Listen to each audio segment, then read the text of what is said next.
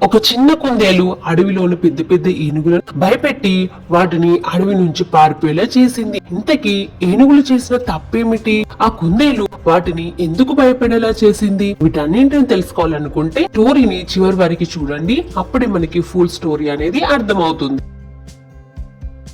Hi అండి, welcome back to వేదన్స్ creatives. ఈరోజు అయితే ఒక మంచి స్టోరీతో మీ ముందుకు వచ్చేసినండి. మన ఛానల్ని ఇంకెవరైనా కొత్తగా చూస్తున్నట్లయితే సబ్స్క్రైబ్ చేయడం మాత్రం అస్సలు మర్చిపోకండి.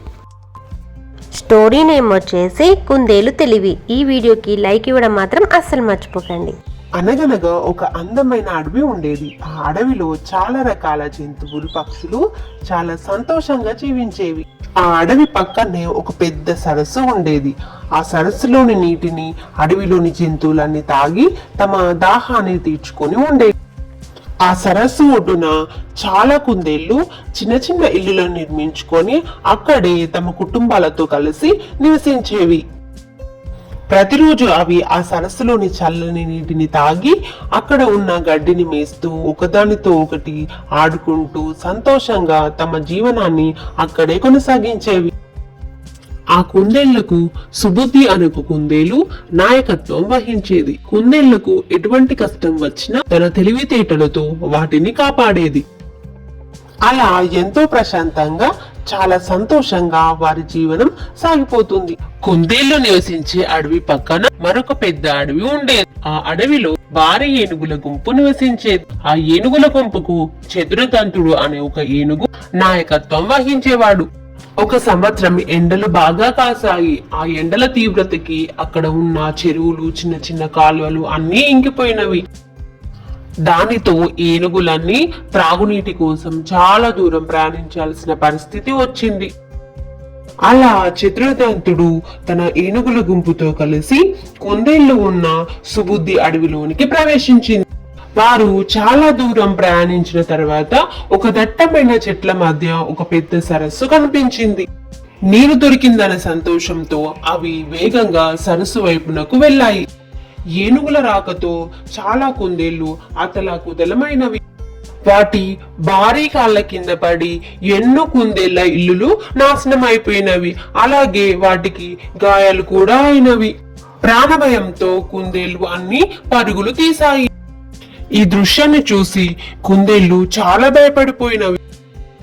ఏనుగులు నీటిలోనికి దిగి తొండముతో నీటిని చిమ్ముకుంటూ ఆడుకున్నవి. నీటిని మొత్తం బురదగా మార్చినవి. మళ్ళీ వెళ్తూ కుందేళ్ల గుహలను తొక్కుకుంటూ వెళ్లిపోయినవి. కుందేళ్లన్నీ కలిసి జరిగిన విషయాన్ని సుబుద్ధి కుందేళ్లకు చెప్పడానికి వెళ్ళినవి.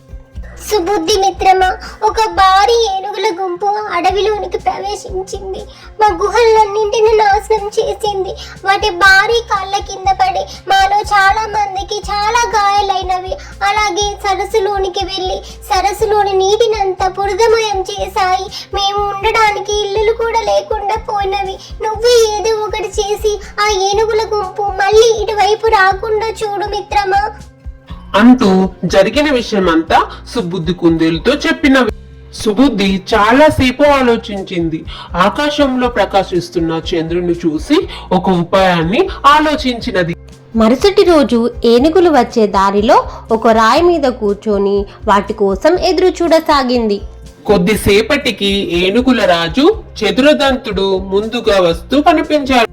వాటిని చూసి కుందేలు ధైర్యంగా ఇలా చెప్పింది. గజరాజా, మీరు చంద్రమదేవునికి కోపం తెప్పించారు. ఈ సరస్సు వారికి చాలా పవిత్రమైనది. మీరు దాన్ని అపవిత్రం చేశారు. వెంటనే మీరు ఈ ప్రాంతాన్ని వదిలి వెళ్ళిపోండి. లేకపోతే చంద్రమదేవుడు మీపై ఆగ్రహిస్తాడు అని చతురదంతుడికి చెప్పింది. ఆ మాటలకు గజరాజు ఆశ్చర్యపోయి ఇలా అడిగాడు. నేను నీ మాటలు ఎలా నమ్మాలి? నువ్వు చెప్పేదంతా నిజమేనా లేక అబద్ధం చెబుతున్నావా? అప్పుడు సుబుద్ధి ఇలా అంటుంది. ఈ రాత్రికి మీరు నాతో రండి. చంద్రమదేవుడి కోపాన్ని మీరే చూస్తారు కల్లారా. దానికి గజరాజు సరే వెళ్దాం అని చెప్పాడు. ఆ రాత్రి పౌర్ణమి చంద్రుడు వెన్నెల కురిపిస్తున్నాడు. సుబుద్ధి గజరాజుని సరస్సు వద్దకు తీసుకువచ్చింది. సరస్సు నీటిలో చంద్రుని ప్రతిబింబం కనిపిస్తుంది. నీటి అలల వల్ల ఆ చంద్రబింబం కంపిస్తూ ఉండింది. చూడండి గజరాజా, చంద్రమ